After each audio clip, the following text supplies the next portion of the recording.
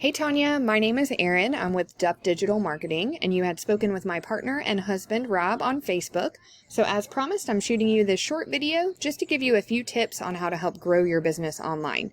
And I will keep this short, but if by the end of the video you can tell that that is certainly something that we specialize in, and that's something that you're interested in doing for your business, please reach out to us and we can chat.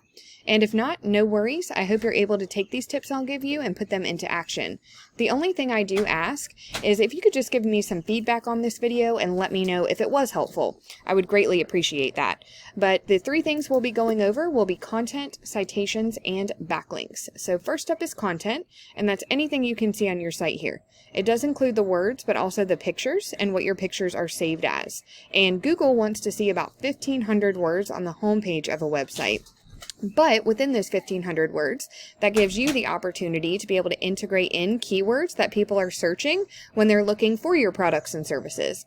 So your website looks fantastic. I love the colors that you used. Your products look great. Everything is very organized. There's not like so much going on that you can't even tell what you're looking at. It looks fantastic. So with your site, it works a little bit differently with the content as well. You can use little blurbs like this, which I think are great, to be able to get to those 1,500 words and to integrate in those keywords, but you can also use in your shop your product descriptions. That's another way to be able to get to the 1,500 word count and to integrate in those keywords. So my only suggestion really would just be to add some more content wherever you can. To Google, content is king. We want to appease them by having that. That way they will rank your site.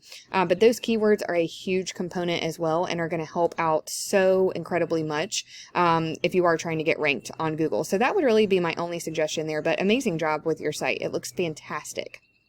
So next thing we'll talk about will be citations, and citations have a lot to do with this section. This is called the map pack, and a citation is essentially your business name, address, and phone number listed in various directories throughout the web.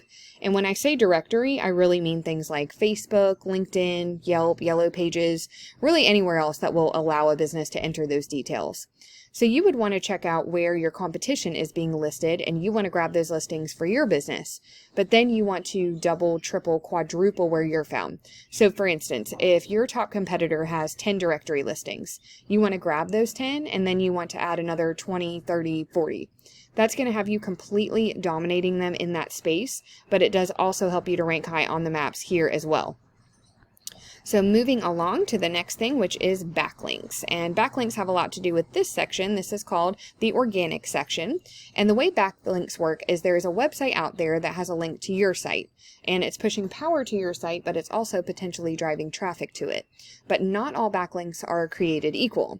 So let's say that someone who owns an ice cream shop purchased some things from you, and they were so happy with their items that they decided they were going to take a link from their site and push one back to yours. But their link is going to be all about ice cream, so it's not going to be very helpful.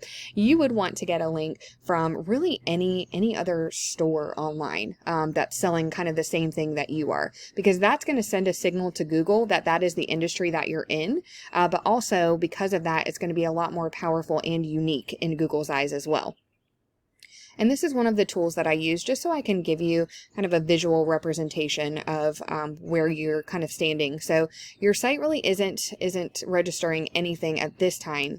And then here's one of the competitors. So it's showing they have 11.4 thousand referring domains, which are giving them 981,000 backlinks, getting them found for 267,000 keywords, and all of that is driving about 886,000 people to their site just per month.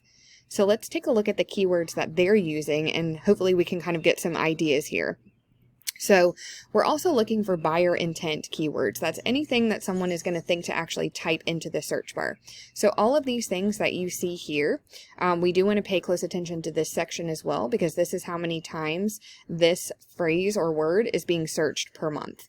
So you want to make sure you're getting things that people are actually looking for.